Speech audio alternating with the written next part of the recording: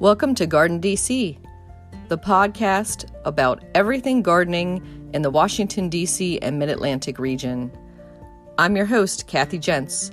I'm the editor of Washington Gardener magazine, and we're aimed at gardening enthusiasts, people who grow everything from edibles to ornamentals, natives to exotics. If it grows in our area, that's what we talk about.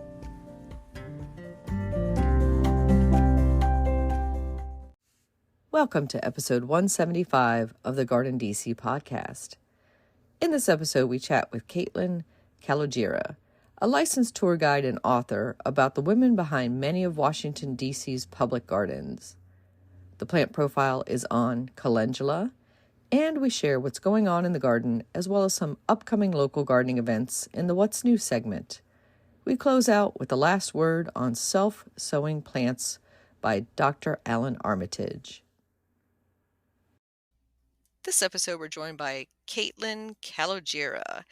Caitlin's going to talk to us all about Washington, D.C. history and the intersection with female gardeners and female personalities that have woven throughout the city's history over the centuries and past few decades.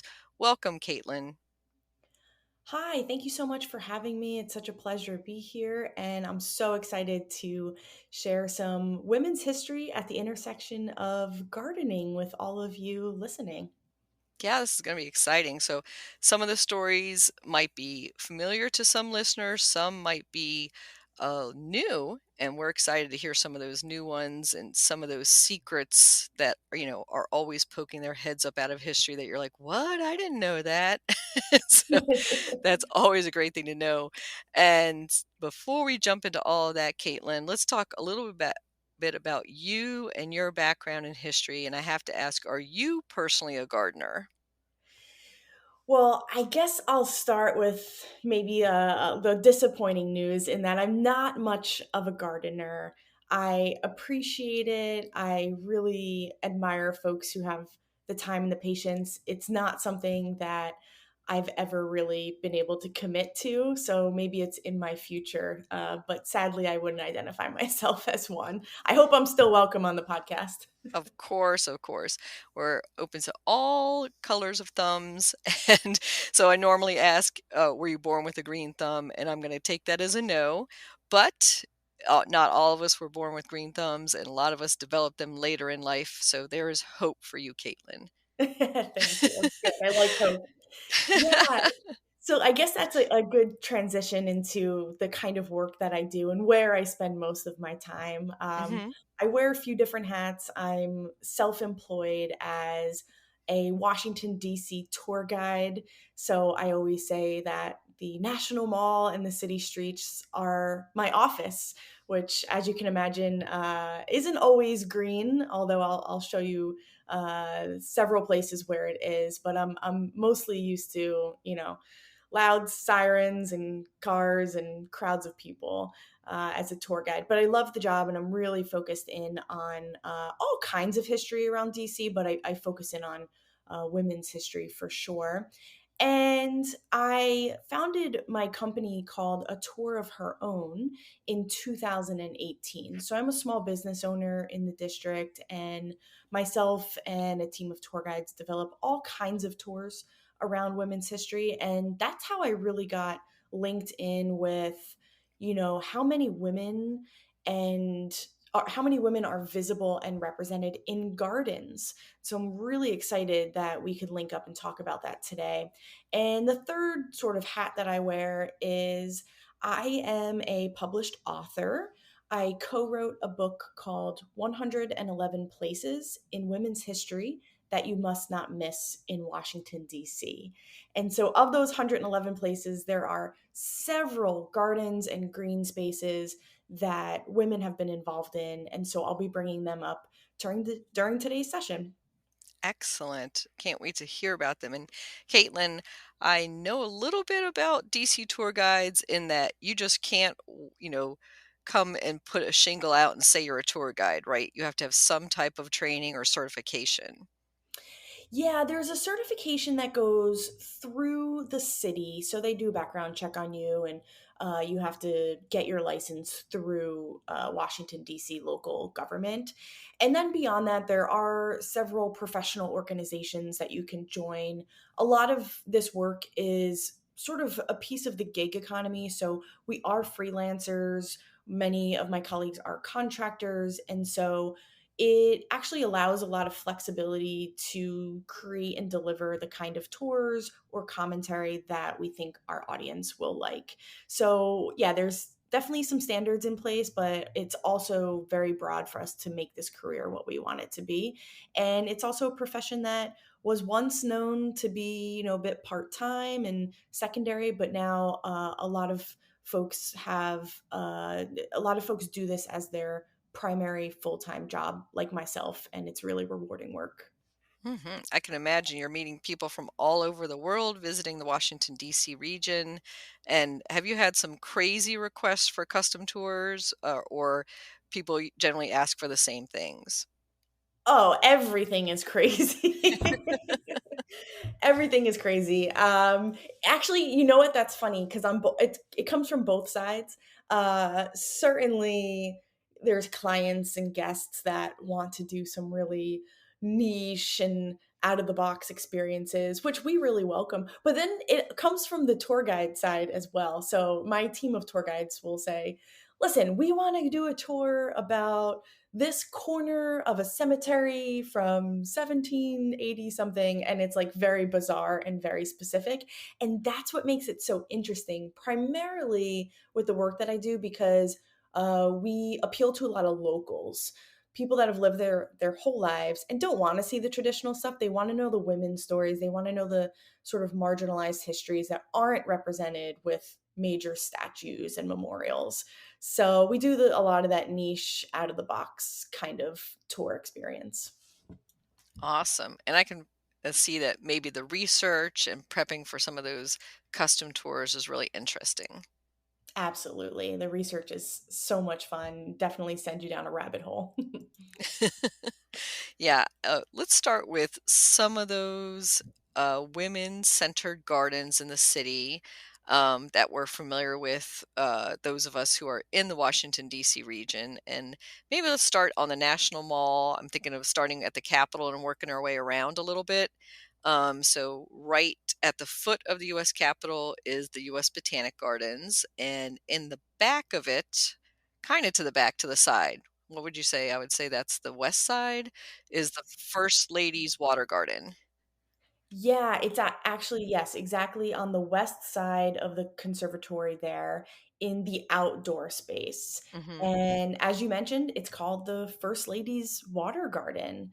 And this, I think, is one of those memorials that is a bit hidden. It's not marked super well. It is recognized if you're somebody that reads all the little words on all the signs. But if you're just sort of strolling through there, you wouldn't recognize that this is actually titled and honoring the first ladies. But it's a wonderful memorial to our first ladies all throughout time. Hmm. And as you stroll through the outdoor area there, it's sort of right in the middle of the gardens, and it's a huge granite fountain.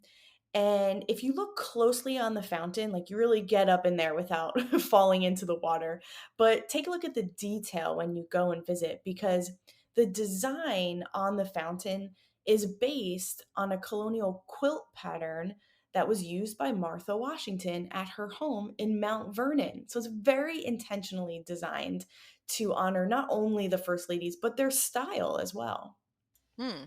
Yeah, and to me, whenever I come upon it, I think of it as the quilt garden. Like, I don't even think about it really as a water garden because to me, water garden is, water lilies, lotus, plants, but it is strictly just a water feature. It doesn't have plants in it, but it has that beautiful granite quilt design.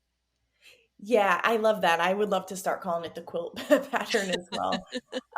But you're right. Yeah, it is a bit more of a fountain design than it is a water garden, which makes me think about Kenilworth Aquatic Gardens, right? Mhm, That's a water garden to me. But this is a little bit more manufactured, but nevertheless beautiful. And it's really the story behind the First Lady's water garden that is so intriguing to me. And it's very timely as well. So if we kind of jump back in time a little bit, I'll take you to the year 2006. So that's when the garden was officially dedicated. hmm, And at the time, it was who was present there was First Lady Laura Bush. And, she marked this as a tribute to America's most extraordinary women. And she was speaking on behalf of a group, right? Not just herself at the time, but all of the women who have served in this role. And so if you go even further back, right? Because if you're from DC, nothing gets done quickly here. It's not like we snap our fingers and get a memorial. It takes years of fundraising and planning. So it really started in 1994 at what was an event called the National Garden Gala. And this is such a historic moment because at this kickoff event, you had six living first ladies all gathered there together, which doesn't happen that often, you mm-mm, know? And mhm, there's this beautiful picture of all of them. If you do a search, it's quick to come up. But these women included Hillary Clinton, Barbara Bush, Nancy Reagan, the late Rosalind Carter, who just passed, Betty Ford, and Lady Bird Johnson, who we're going to hopefully talk about later as well, because she was so committed to nature and gardens. And then sadly, the only First Lady who was not in attendance was Jackie Kennedy Onassis, because she was mm, in poor health, and actually she would pass away just a few weeks later. So, just having all these women in the same space is so iconic. And it makes me think of recent events because at the funeral of First Lady Carter just this week, you had several First Ladies in attendance, all coming together for this sort of sisterhood, right? And just maintaining the role as a collective. And I love that we can talk about their legacy here at a place that isn't so, columns and cement that you see around DC, but is full of beauty and sort of it's very feminine forward, and so I love taking visitors here. It's such a surprise that a lot of people don't know it's there unless you're really into gardening. mhm, and it's just adjacent to the rose garden out there, which, it's beautiful at all times of year, and the new American garden, so U.S. Botanic Garden, we know it for the conservatory and the indoors and that jungle garden in there, but the outside gardens are just as worthy of exploration. Definitely. Couldn't agree more. Hmm. So we want to move along the Smithsonian National Mall and some of the women that are associated with some of the outdoor gardens there. And I'm thinking maybe start with Mary Livingston Ripley. Sure. Yeah. I also really love this area. Again, we think of the National Mall often as being tall monuments and memorials made of marble and cement. And if you really, take the time to explore the corners of the National Mall, you'll find these amazing gardens. And particularly one of my favorite buildings in that space is the Smithsonian Castle. Hmm. Yeah, and, I always, like, kind of kid with my tourists, like, "Did you know that DC has a castle?" It's not like we're not in Europe here, but people are always kinda their jaw drops to when they see it, they don't expect it here. But the gardens are fabulous. Have you had a chance to walk through them? Yeah, actually, the Ripley Gardens are some of my favorites in the entire city. And that's Janet Draper from Smithsonian Gardens is in charge of that one currently, and she just does a masterful job planting it. Oh, thank you for shouting her out. I actually didn't know her name off the top of my head, but I follow them on social media and they do a good job of really sharing the process behind preserving all the flowers and maintaining it. So, yeah, the people behind the gardens are just as honorable as the women they're named for. So, I love that you brought that perspective. Thank you. Hmm. And so maybe we'll talk a little bit about how that garden happened to be because a lot of people don't know it's sitting on top of a street. It's basically a rooftop garden. Yeah, definitely. It's like on top of, I believe it's three different Smithsonians. You have the Freer and Sackler Gallery, which is primarily Asian art, and you have the African Art Museum there too. So yeah, it's like a rooftop garden, and actually it was slated to be a parking lot. Mhm. In like the 1970s, as much of the city is always trying to find parking, right? And it's such a struggle to try to maintain green space. But the woman that we can really thank for turning it into a garden is a woman named Mary Livingston Ripley. And she was the founder of the Smithsonian Women's Committee in the 1960s. So she was deeply involved with the Smithsonian. Her husband was actually I think, the eighth secretary of the Smithsonian. So she was in that world. And then in the 1980s, the Women's Committee, which she had founded, added this plaque to honor Mary Livingston Ripley. And if you go to the garden and look for it, it's just along the brick wall on the Jefferson Drive side. Mhm. And it notes her as their founder and their friend. And I think that that's a really beautiful tribute to her. Mm. Yeah, so interesting. And I was gonna say that the Haupt garden, I think, is the one that's on top of the Freer and Sackler. And that the Ripley kind of runs along between the Hirshhorn and the castle. So it's kind of that edge right there. Yeah.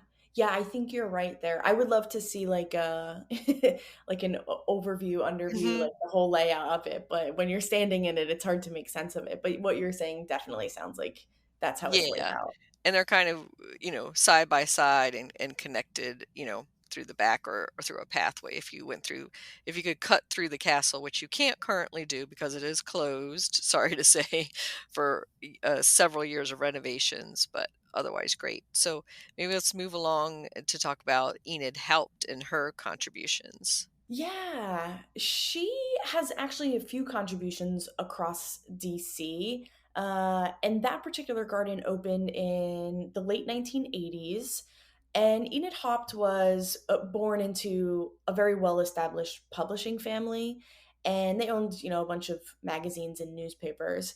This is one of these facts that I say on tour. And there's a lot of women who are like 30, 40, 50 somethings who get this often, but Enid Haupt was the second editor of 17 magazine, and 17 magazine was one of the first nationwide magazines to like focus on teenage girls and like really encourage them to be model workers and citizens, and which is kind of like positive body image, things like that. So that 17 magazine, I remember it as a kid, and I had no idea this woman Enid Haupt was behind it. It's such an interesting fact. Mhm. But then yeah, she really got committed into philanthropy and started investing in horticulture.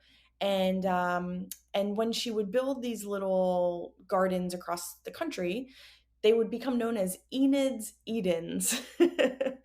Enid's Edens, which is so sweet. I think really makes me think of like a just like a beautiful oasis. Mhm. And so, yeah, she contributed to the Smithsonian to help reimagine this space. And also, there is a plaque for her on the Independence Avenue side of the castle, right on the gate there. So even if the castle isn't open, I think you can still see it from the outside if you're walking by. Mhm.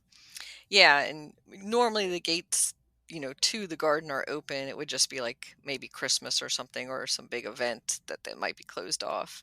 And so in front of the castle is the Catherine Folger garden or rose garden, it's also called, which I think a lot of people get confused, Caitlin, with the Folger Shakespeare Theater. So because when I tell people, oh, have you been to the Folger garden? They're thinking that side of town. Yeah. I think you're right, and to be fair, I've been looking myself to see if there was any connections between these families, and I'm not sure if there is. I Mhm. haven't found evidence of that. Do you think that there is at all or no? Yeah, I have not heard of any. There has to be somewhere, but no, but there's no direct connection that I can see. It just happens to be a similar name. Yeah, yeah, I quite agree. In fact, I haven't actually been able to find all that much information on Catherine Folger. Primarily, my understanding is that well, that plaque was dedicated to her by her children, which I think is really, really sweet. And they were just a very prominent, Washington family with banking and fundraising and politics. I believe her husband was the ambassador to Belgium at the time, and so I'm not exactly as read up about her, but I would love to know more. And if you have any other kind of quips about her, I'd love to hear them. Mhm. Yeah, I haven't heard too much about her personally, and I know it was a posthumous, donation, so I don't think she was even at the garden itself, when it was dedicated or put in any case. Well, she is alongside, Hopped and Ripley, so it's a great place to be recognized. Mhm. And a sweet little spot to put a rose garden. And people coming off the National Mall, if you are familiar with the DC National Mall and know where the carousel is, the big historic antique carousel, it's kind of a cross right across from that, and of course to the side and in front of the um, castle. So that will kind of orient you there. So let's talk about a little bit off the National Mall. And you had alluded to her before when we're talking about the First Ladies, and that's Lady Bird Johnson and the Lady Bird Johnson Park. Yeah. So, gosh, there's so much to say about Ladybird. I really love to make connections among these women whenever that's possible. So, I actually would love to tie her to Enid Hopt because I mentioned Hopt has a few markers across the city. A secondary one is actually just on the south side of the White House, bordering Constitution Avenue. And there are fountains there, and they're named Hopped Fountains. And this was all part of Lady Bird Johnson's project to beautify the city. So those two women have a connection with these fountains.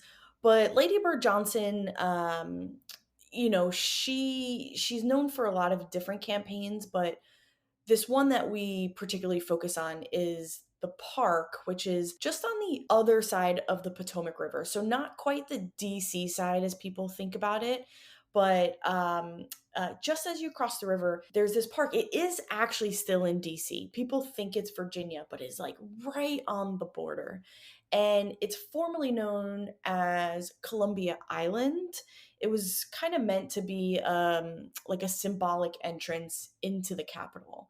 And so in 1968, they renamed it to honor the First Lady. We know her as Lady Bird, but her official name is Claudia Alta Taylor. And it was renamed to basically honor her contributions to protecting America's natural beauty and giving cities a more natural green feel, right? um, her legacy really extends outside of DC as well. She's known for planting millions of flowers on National Park Service land. And if you've ever been over to this park in the spring, it is absolutely breathtaking. There are thousands of daffodils, and my favorite, hundreds and hundreds of tulips that bloom. And it's a real secret gem, and you can get there on the Mount Vernon Trail by biking or walking. And I truly love it. Have you had a chance to go over there and see that? Mhm. Yeah, sometimes I'll sneak away. It's always around the time of the cherry blossom blooms, right? So when you're seeing the beautiful cherry blossoms, I'm always like, okay, I can get over there, and there should be some late tulips or late daffodils and early tulips. And it's kind of Park Service calls it the tulip library. Sometimes it'll be listed as that, so I'll try to take pictures, looking up and across to the Washington Monument is Yeah. always a nice vantage point, but it is a bit of a trek from the closest metro. Like, Yeah. you're gonna be doing some walking, and like you recommended, a bike is not a bad thing either. Yeah, that's a really good point. It is not metro accessible, which, I'm very pro public transportation, so that's kind of a downer. But at the same time, it also means you're not getting the crowds of people, especially during cherry blossom season. If you want to escape people down by the tidal basin, For it's sure. a Yeah. great place to I mean, go. a little bit of that is good, and maybe we can talk now also about some of that cherry blossom history and how, women in history brought those to DC. So I know, a lot of people might be familiar with, some of the men who introduced the cherry blossom trees and had something to do with it, but you can fill us in, I think, on some of that, female-oriented cherry blossom history. Yeah, well, thank you for bringing this up. I've tried to be standing on my platform about this, yelling from the mountaintops every year around cherry blossoms because there are women behind this effort, and it's so important that they get recognized. In fact, to tie it back to the First Ladies, which is a theme here, First Lady Helen Taft was extremely instrumental in bringing the cherry blossoms to DC. Uh, First Lady Taft is also buried over in Arlington National Cemetery. She doesn't get the recognition as much because, the Kennedys are there, but the Tafts are the only other presidential couple there. So you can go over to Lady Bird Park one day and also see First Lady Taft. But yeah, she worked very closely with a woman named Eliza Skidmore. And the two of them were largely responsible for the cherry blossoms. Skidmore was really involved with the National Geographic. I believe she was the first female board member. She was also a photojournalist with them. And she had traveled Japan pretty she was pretty well traveled through Japan and had an idea of how these trees would be able to thrive and exist. And she knew that DC would be a great place for them. But sadly, Eliza Skidmore had campaigned to bring them to DC, and many people did not listen to her for like decades until Helen Taft came and gave her a platform, and the two women helped plant those trees. At the dedication, I believe it was the prime minister's wife from Japan as well was on site ceremonially and also just advocating to bring these trees to the United States. And they serve as a symbol of our friendship with Japan.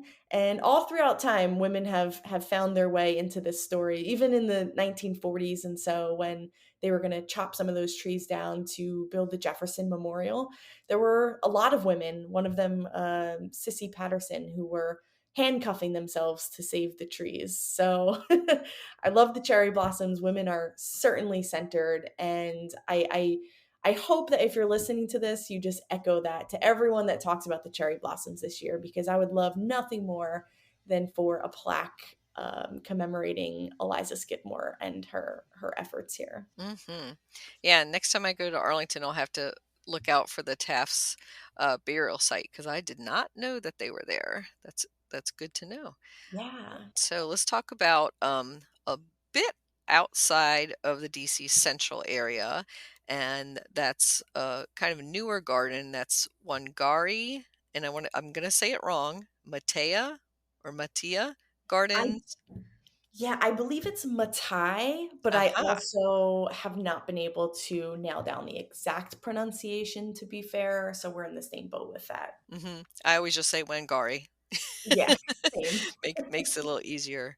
So what can you tell me about that garden? I'm not as familiar with that one. I think I visited it once, when they were doing a weeding day because they had like Mhm. they do some open community days where you can come in and help out. Yeah, that's exactly right. It is very community forward. It's actually not too far from where I used to live, which is why I think I'm a little bit more well visited to this one than the average Washingtonian. But yeah, Wangari Gardens is wonderful. I also love to refer to her as Wangari because I feel like after telling her story, she's a friend. But I also want to show her respect because she is a doctor, Dr. Matai, and she was the first African woman to receive the Nobel Peace Prize. This woman, I don't know how her name exactly landed on a small garden in the Parkview neighborhood, but it's fabulous and I just love it. So yeah, this community garden, it was founded by like two DC locals who I think were just basically like in education and agriculture fields, and they wanted to mobilize members of their neighborhood to take ownership of this land, which was kind of abandoned. And so collectively, they cultivated the land, and now there are individual farming plots that folks in the neighborhood can. I think they rent them out, and however the collective works. But it's a neat little place, and the founders felt like this sort of urban farming, urban landscape idea that they were working with resembled the work of Wangari Maathai. So that's why they named it for her. And I'll tell you a little bit about her background, which is just so impressive. Um, she was an internationally renowned biologist and definitely committed to environmental activism and really building sustainable ecosystems. And she's known for being the founder of the Green Belt movement. And in 1977, she started this movement to address the needs of women in rural Kenya. And these women and their communities were facing food insecurities, and that was mostly due to like overdevelopment of land, right? And created a scarcity of resources like firewood and water. So what Dr. Matai did was she provided a monetary stipend to these women in rural Kenya. And what they did with that stipend was plant seeds and grow trees. And so this whole initiative really it empowered women economically, and it helped create this sustainable ecosystem that would give communities, better access to cooking and meals or participation in trade and um, building infrastructures for shelter or fences and things like that. And so, yeah, Wangari is such an amazing, woman. She, I think, over the course of this whole movement, they planted millions and millions of trees, like 20 million trees, and her whole like career was based on the intersection of sustainable environmentalism and biology and women. And she felt like if you put those two things together, that anything is possible. And then she proved it in rural Kenya with her Nobel Peace Prize. And now in little old Parkview, we have this beautiful community space memorializing her. And I think it's just really special. Mhm. Yeah, such a worthy person to name that park after. And it does have like shared fruit trees. I remember that. So anybody can go and glean or pick off the fruit trees. Those are open to everybody. And for those who are familiar with Washington, D.C., to orient where it is, it's just north of Howard University and kind of in the shadow of Children's Hospital. Like Mhm. that's the neighborhood point where I always think of is I'm always like it's by Children's Hospital and people Yeah, know what you're talking about when you say that's that. exactly right. Yeah.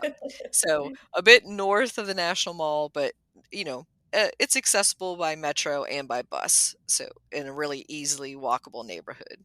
Yeah, certainly. Hmm.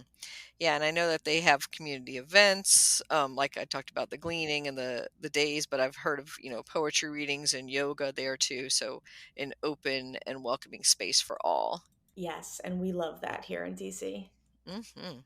So kind of the opposite, I don't want to say a closed space, but a little more harder for people to access is Dumbarton Oaks, in that it's in Georgetown. Everybody complains about there's no parking. as soon as soon as I say let's go to Dumbarton Oaks, they're like, there's no parking there, and there's no close by metro. I usually go to DuPont Circle and walk up P Street or take a bus up. Mhm. So that makes it more accessible for me, being car free. But it is also owned currently by Harvard University and has a museum on the site. So the grounds and the garden almost get treated as secondary for the public Mm. access, because it's considered, a research and a collection of Harvard University. But let's talk about those women who created the gardens there. Yeah, well, thank you for sharing that fact. I actually did not know it was owned by Harvard. I think Mhm. I was under the impression it was the National Park Service. So you definitely taught me something, and I love learning on podcasts. So Yeah. thanks for that. And it's true that there's part of Dumbarton Oaks Park that is under National Park Service. So what was the original property? About 2/3 is now cut off from Dumbarton Oaks that Harvard Um, owns. So I would consider like everything downhill and towards Rock Creek Park. That's part of national parks, and you're correct. It's under that. But everything that's around the house and grounds and has that wall around it, that's Harvard University property. Wow. Okay, that's fascinating. You're going to send me down a rabbit hole later trying to figure out how Harvard Hmm. got this. But yeah, so thanks for that. Yeah, there's definitely some women focused here at Dumbarton Oaks Park. Really, really special women. I'll start with the sort of mastermind behind the park, which is a woman named Beatrix Jones Ferrand. And I feel like anyone that's in the gardening space probably has heard of her before. She is the first female landscape architect in the United States, and she was the only female founding member of the American Society of Landscape Architects. She's like the real deal. So she created this park, and she did it in partnership essentially with a woman named Mildred Bliss, who purchased Dumbarton Oaks with her husband in like the 1920s. And so Mildred hired Beatrix, and from there, Ferran designed. There's a different couple different elements. There's like a formal flower garden, as well as a adjoining park. Hmm. So the two of them um, sort of like worked in partnership over several decades, and they became really, really good friends. Do you happen to know what their nickname was? This is my favorite. No, I've read some of the letters between the two, but I don't recall a nickname. I believe they called themselves, this is not even a nickname other people gave them. They called themselves the Gardening Twins. Okay.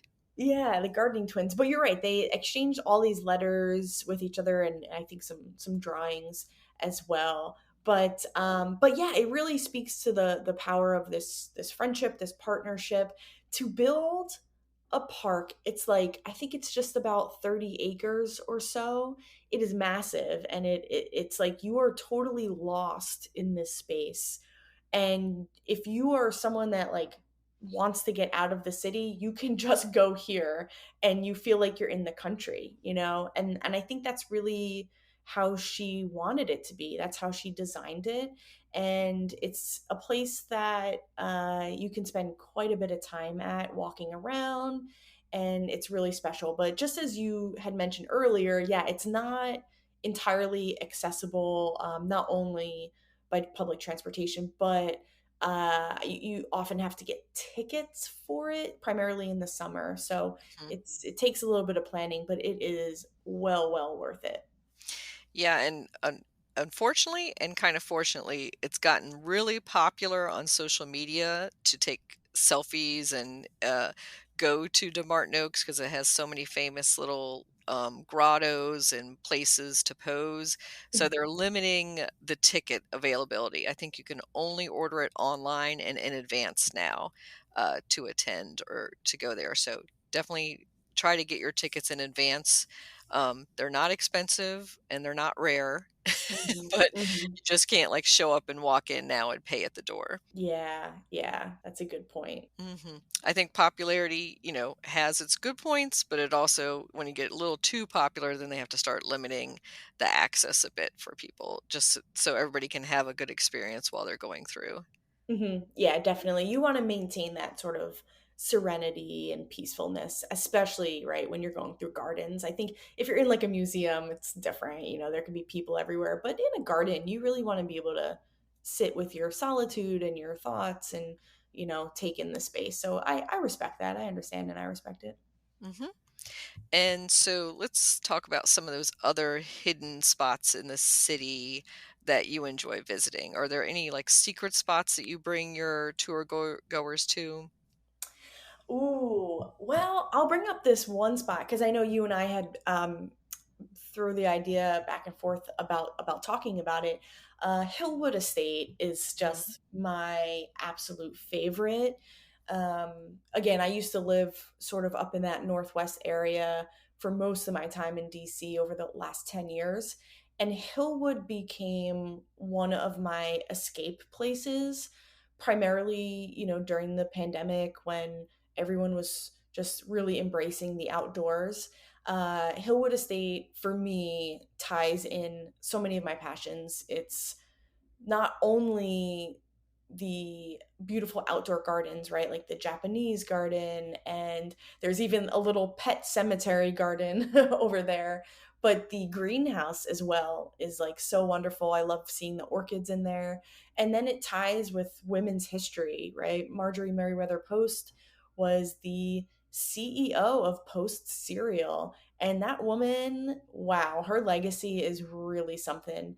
Her mansion and her house is just incredible. It's both a place where you can be in awe of everything that's so grand and expensive and cultural and worldly, but you can also go lay in the grass and just look at the sky. The ticket price is a suggested ticket price.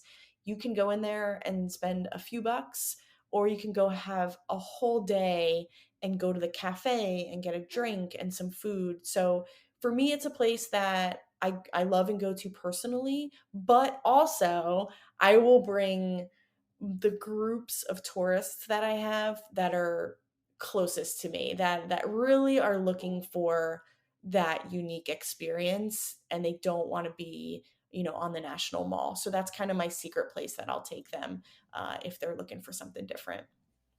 Yeah, I agree. And I think that garden is a jewel in Northwest Washington. It's very close to a lot of the embassy gardens and American U and that side of town. So you really get a peaceful day, and it's something you want to spend, probably at least 2 or 3 hours at. You're not going to just run through Hillwood. Yeah, exactly. Exactly. Hmm.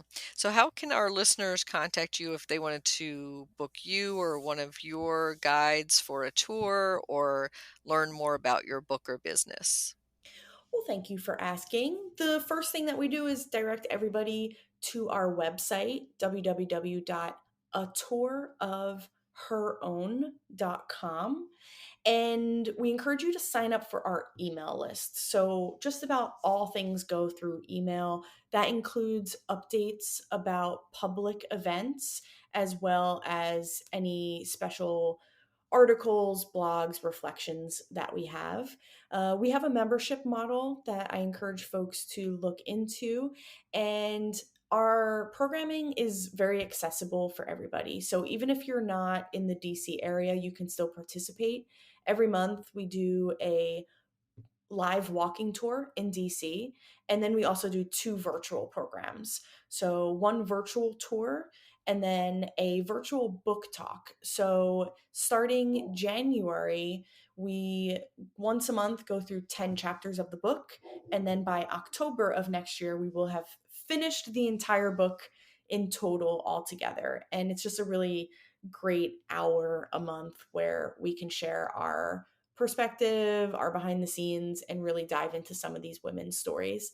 And beyond that, we're always available for public tours. So if you have a group, a lot of corporate groups or universities are interested in kind of doing something different, or if you're just coming with your family or you're local and you want to go explore, we'll make it happen for you. So check out our website and send us an email. I'd love to know what you thought about this podcast. I always want to know what is special and intriguing for you. So go over to our website, and thank you so much for listening to me today. And thank you, Caitlin, for sharing that and your research and your passion for women in history, and especially that connection to our local DC gardens. And for those listeners who are way outside of the DC region, and I know we have some international listeners and those, across the country in the USA, I welcome you to come and visit DC, and not just when the cherry blossoms are blooming, right, Caitlin? We have Right. so much more to offer as far as gardens and touring outside of those couple of weeks in spring. And I actually will say that October is probably the ideal time of year to visit DC, and the gardens are spectacular as well. Then, what do you think for timing, Caitlin? I could not agree with you more. October, maybe November. The weather is perfect. The crowds are small, and it's such a lovely time to be here. Hmm. Well, thank you again, Caitlin. Thank you so much for having me, Kathy. I really appreciate it.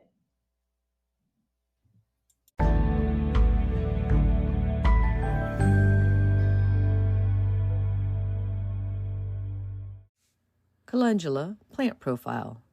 Calendula officinalis, is also known as pot marigold or poet's marigold. It is a half-hardy perennial plant that readily reseeds itself. It is hardy to USDA zones 2 to 11. Planted in full sun and in well-draining, loamy soil. Water only during periods of drought. Deadheaded frequently to encourage continual blooming. Calendula is also a long-lasting cut flower. You should occasionally weed around the plant and carefully pull out any new seedlings to pot them up and pass them on to other gardeners. It was named Herb of the Year in 2008, as it is both edible and beneficial. Snip off the colorful ends of the flower petals to add a pretty accent to any salad or as a decoration on baked goods. It has a very light taste, like a spicy pale honey. The dried petals can be used to color broths, cheeses, and butters. It's a thrifty substitute for the much more expensive saffron spice. Calendula tends to sulk in the summer heat here in mid-Atlantic USA, but that's just a pause in its robust routine. In my garden plot, I can't recall any month of the year that it doesn't have a few blooms opening up. This is a tremendous workhorse that belongs in every edible and cutting garden. Calendula, you can grow that.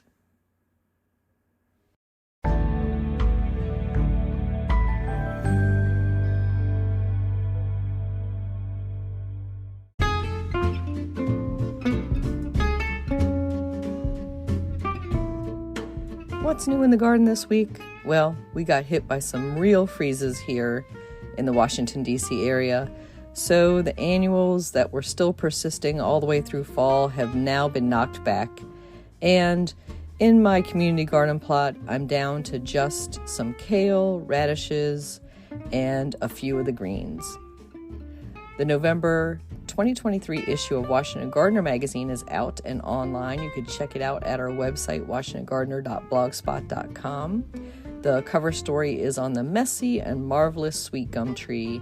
Also included are stories on the USDA's new plant hardiness zone map, attracting dark-eyed juncos, meet Miss Florabunda, a butterfly pea cocktail recipe, how to grow collards, a cold hardy green, how to plant trees properly to prevent ambrosia beetles, a visit to Paxton Hill Farm, and much more.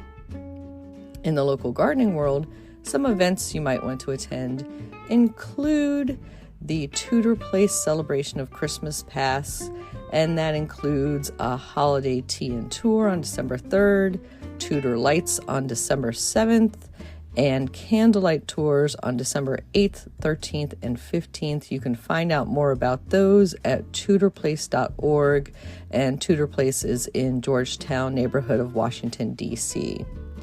And the Chesapeake Conservation Landscaping Council is having its 10th annual Turning a New Leaf Sustainable Landscaping Conference, and that includes speakers like friend of the podcast Abra Lee and pollinator conservationist Heather Holm.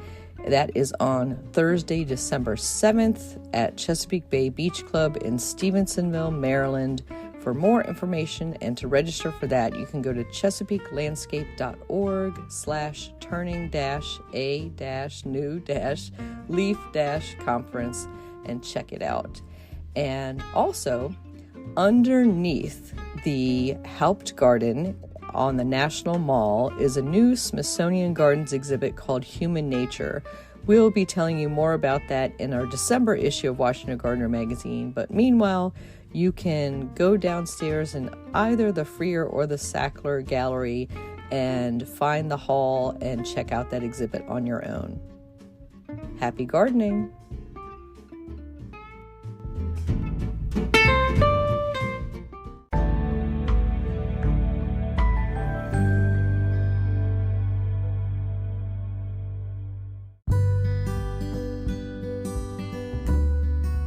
Hey there, garden lovers. This is Ray Eaton, founder of Discover Garden Tours. I'm here to invite you all to join us next April and experience the beauty of Dutch gardening and horticulture on our Discover the Netherlands tour. Please join us and speaker, author, and social media influencer Kathy Jentz for this once-in-a-lifetime garden adventure. We'll visit private and public gardens, flower shows and auctions, and much, much more. Highlights include the Keukenhof Gardens, Hortus Botanicus Leiden, and the Flora Holland Flower Auction.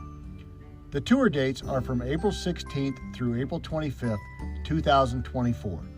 Full details and registration are available on our website at discoverourtours.com. Remember, space is limited, so if you don't want to miss out, I would highly recommend signing up today. We look forward to seeing you in the Netherlands and sharing this unforgettable journey together.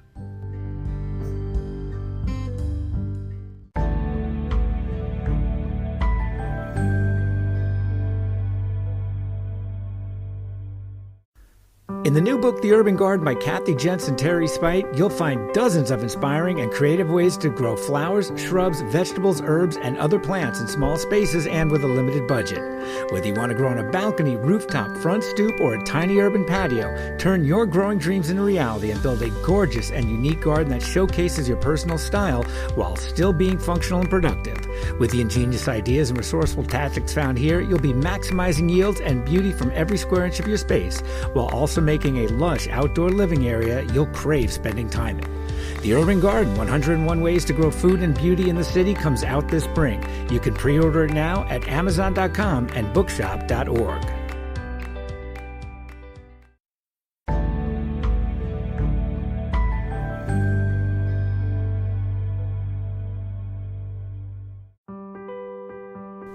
Get low-maintenance alternatives to lawns with the new book Ground Cover Revolution by Kathy Jentz. Reducing the lawn is among the biggest trends in home ownership, with an endless stream of homeowners looking for an eco-friendly alternative to a traditional, everyday grass lawn.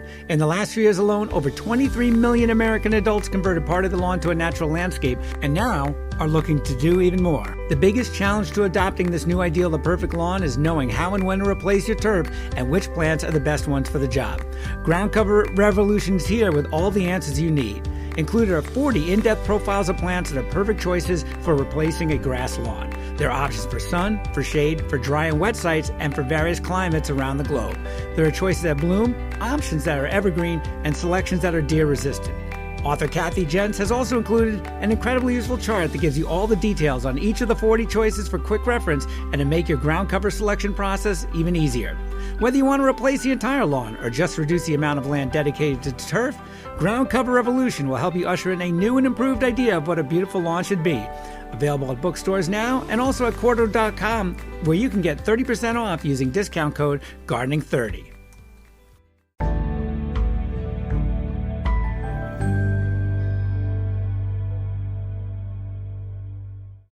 Well, good day, everybody. It's Dr. A back in the garden with my last word on self-sowing plants.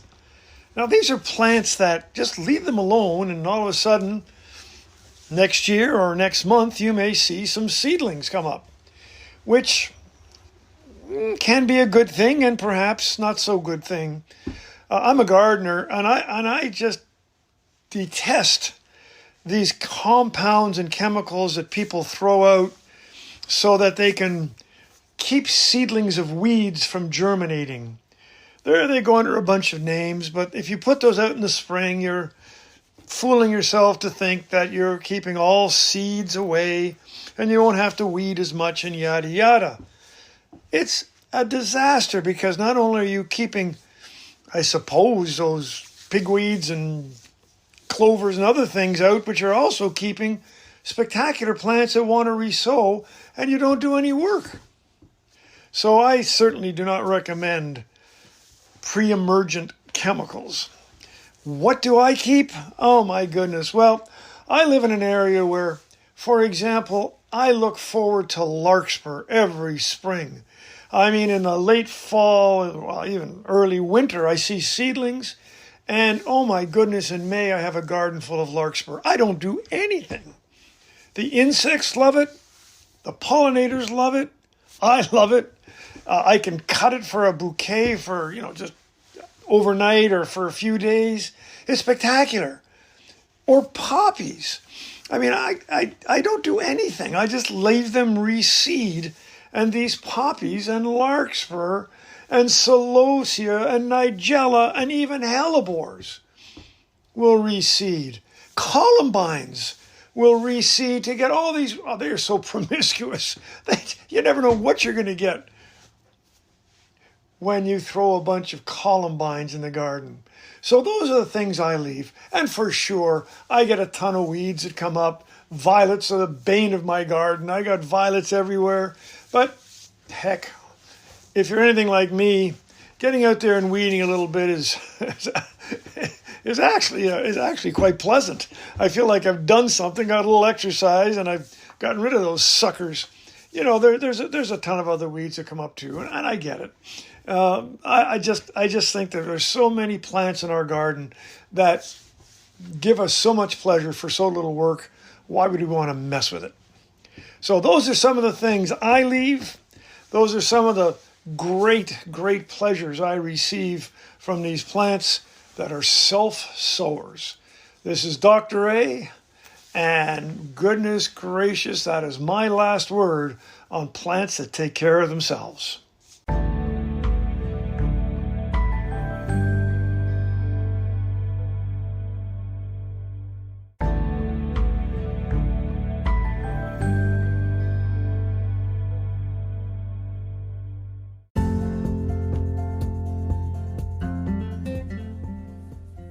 Thank you for listening to GardenDC. You can become a listener supporter for as little as 99 cents a month by going to anchor.fm/GardenDC/support. Another way to support this podcast is to subscribe to our monthly digital publication, Washington Gardener Magazine. To do so, go to WashingtonGardener.com. Thank you.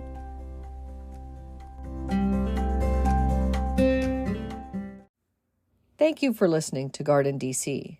You can become a listener supporter for as little as 99 cents a month by going to podcasters.spotify.com/pod/show/GardenDC. Another way to support this podcast is to subscribe to our monthly digital publication, Washington Gardener Magazine.